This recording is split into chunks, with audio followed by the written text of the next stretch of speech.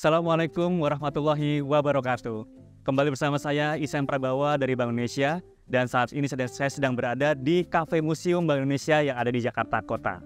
Nah, bagi para sobat rupiah yang sudah tertarik untuk investasi namun bingung harus mulai dari mana, sudah hadir narasumber di tengah kita, yaitu Mbak Ripka Harum Haryono, seorang ekonom dari Bank Indonesia, tepatnya dari Departemen Pengembangan Pasar Keuangan, yang akan berbagi tips seputar investasi. Pada Mbak Ripka, kami undang ke atas panggung. Tepuk tangan semuanya. Halo Mbak Ripka, silakan duduk. Terima kasih ya Mbak telah hadir di tanah kita. Mbak Ripka, di sini para sobat rupiah baik yang tertarik nih Mbak untuk mulai investasi. Nah, tapi mungkin boleh dijelaskan terlebih dahulu apa saja instrumen keuangan yang ada di Indonesia, Mbak? Sebenarnya kalau instrumen tuh banyak banget ya, kan jadi dari instrumen yang paling simple nih, seperti kayak misalnya kalau di bank ada kayak deposito gitu, terus kalau misalnya di pasar modal ada kayak obligasi, saham, simple, ada reksadana, terus ada nanti yang lebih tinggi lagi produk derivatif, terus mungkin yang lebih tinggi lagi ada structured product. Tapi untuk awalnya kita ini ya yang singgung yang simple aja biar nggak terlalu nanti yang pemula ini takut. Betul. Mungkin boleh jelaskan Mbak, kira-kira kalau sekarang ini apa sih yang paling populer digunakan oleh sobat rupiah, terutama yang masih muda-muda nih Mbak dalam rangka investasi? Dalam rangka investasi ya. Jadi kalau yang terakhir kita melihat itu ada istilahnya peningkatan tren gitu, teman-teman muda itu berinvestasi di surat berharga negara. Jadi kan SBN yang dikeluarkan oleh pemerintah ini sudah dikeluarkan melalui platform-platform digital nih. Nah, berdasarkan data terkini itu investor yang terbanyak adalah anak-anak muda. Anak muda banyak sekarang ya. Oke, baik. Mbak Ripka, mungkin sobat rupiah ini banyak yang berinvestasi dengan tujuan masing-masing ya, beragam. Ada yang mungkin lebih prefer investasi jangka pendek, namun returnnya mungkin juga volatile dan seterusnya. Ada yang prefer jangka panjang gitu kan, sehingga butuh berbagai instrumen keuangan, sehingga butuh sebuah pasar keuangan yang dalam ya Mbak. Nah, sebenarnya bagaimana sih Mbak upaya Bank Indonesia dalam rangka mendorong pendalaman pasar keuangan?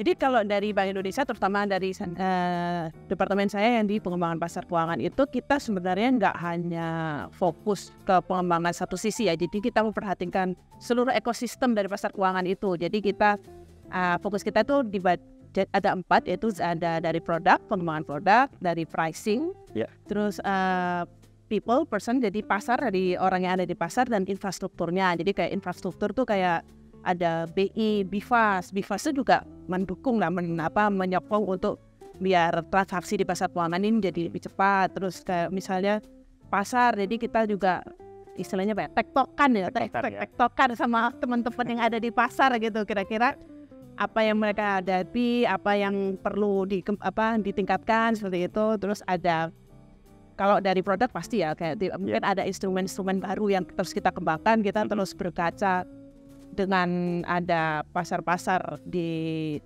global lainnya. Jadi kita melihat kira-kira trennya apa yang bisa dikembangkan di sini. Seperti itu pricing kan jelas biar gimana pasar itu lebih efisien dan lebih menarik lah. Luar biasa. Baik, buat tadi ada people, pricing, dan pasar ya. Nah, bicara mengenai pasar Mbak, tentu sobat rupiah ingin berinvestasi dengan tenang ya, dengan aman dan nyaman gitu kan. Nah, tentu juga dibutuhkan suatu sistem keuangan yang stabil ya Mbak. Nah, bagaimana cara Bank Indonesia untuk menjaga stabilitasan pasar keuangan di Indonesia? Jadi kalau di Bank Indonesia sendiri kita sebenarnya Bank Indonesia itu selalu hadir di pasar gitu kan, selalu hadir di pasar. Jadi kita memastikan memang likuiditas di pasar itu terjaga. Antara kita akan menambah supply atau mengurangi supply, ya itu tergantung dengan kondisi pasar yang kita lihat. Sebenarnya itu, tapi kita memastikan bahwa di pasar itu tingkat volatilitasnya itu tidak tinggi gitu, itu sih. Kita tidak menjaga di satu ini tertentu, tapi volatility. Oke, baik. Nah Mbak, dengan pasar yang sudah sedemikian baik, kemudian ada berbagai macam produk yang bisa kita pilih ya Mbak. Tentu yang terakhir adalah people nih Mbak. Nah, tentu di Indonesia ini masih banyak orang yang mungkin belum mengetahui bagaimana cara mengatur keuangan, cara berinvestasi yang baik, sehingga butuh yang namanya literasi keuangan. Nah, bagaimana peran Bank Indonesia dalam mendorong generasi muda sehingga memiliki literasi keuangan yang baik dan dapat berkontribusi positif bagi pembangunan Indonesia? Itu seperti apa Mbak? Jadi kita tiap tahun tuh ada namanya kegiatan tuh Like It itu literasi keuangan literasi keuangan Indonesia terdepan ya. Jadi itu memang fokus kita adalah memberikan literasi terkait investasi gitu, terutama ke generasi muda nih. Karena kan secara demografik Indonesia ini paling besar adalah generasi muda. Gitu. Jadi dari data investor individu sendiri itu 80% tuh di umurnya di bawah 40 tahun sekarang. 60% di bawah 30 tahun. Jadi kan penggerak investasi anak muda ya. Ini anak muda. Makanya itu kita ada program khusus yang literasi untuk anak muda. Oke, baik. Baik Mas, sebagai penutup apa Mbak kira-kira tips untuk berinvestasi bagi para sobat rupiah usia muda ini Mbak? Nah ini memang yang harus diperhatikan nih sama teman-teman ya, terutama yang mau investasi.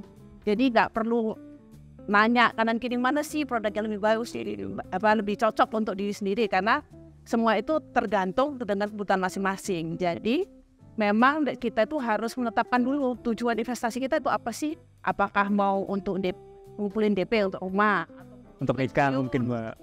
Mungkin, atau untuk S2 gitu. Jadi dengan tujuan yang kita tentukan itu, nanti itu kita bisa memperkirakan resiko apa yang bisa kita ambil. Nah dari situ kita bisa menyusun kira-kira produk apa aja nih yang bisa kita ambil, instrumen apa yang bisa kita ambil gitu.